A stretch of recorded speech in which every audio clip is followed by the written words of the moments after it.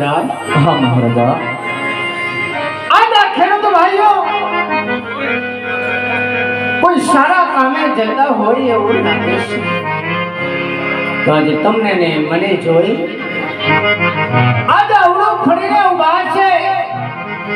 કદાચ એવી તો શું આ બધાના પાલન હારમાં મારી ખામી છે કે એવી તો શું મારી ભૂલ થઈ છે કે આજ મારી બધા અમદવા રાજની સામા મળતા આવડા મુખે ઊભા છે.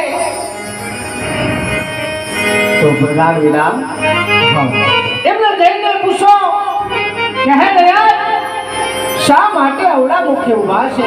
કદાચ જૂઠું બોલે તો કુળદેવીના સોગંદને સત્ય બોલાવો અને જો સત્ય બોલે તો એમને રાજતરફથી ઇનામ આપો. ભાવ પ્રધાન વિરામ. હા મહારાજા. અરે ખેડૂત ભાઈ, આજ અમને અને અમારા મહારાજાને જોઈને તમે શા માટે અવરોધિત ઊભા છો રા? અરે પ્રધાન વિરામ, આજે તમને અને રાજ્યને જોઈને હળો ફરીને નથી ઉભા વિરામ. આજે બંને ભાઈ સાથે મળીને વાડીની અંદર વાવણી વાવવા જતા હતા. થોડીક વસ્તુ ભૂલી ગયા અને રાહે ઉભા છીએ.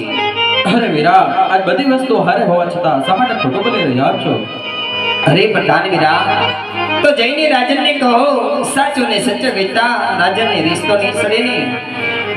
અરે મહારાજા, આ ખેડૂત ભાઈનું કહેવું છે એ સાચું ને સત્ય કહેશે તો આપને રીસ તો નહીં ચડે ને? હા પ્રધાન વિરામ, એમની કહેલી વાત પણ સત્ય છે, પણ એમને કહો કે નાના મુખે મોટી વાત થઈ જાય.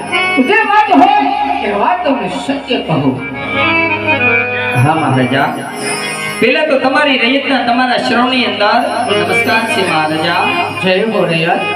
આજ કદાચ નાના મોઢે કદાચ મોટી વાત થઈ જાય ને રાજા, તો આજે તમારા દીકરા સમજી અને અમને માફ કરી દેજો રાજા. હા રૈયત, જે વાત હોય વાત મને સત્ય જણાવો રે કાકા. હા મહારાજા, આ રૈયત કહે અને તમે સાંભળજો. યહાં જે ખેડૂત કહે ને રાજન સાંભળો રે.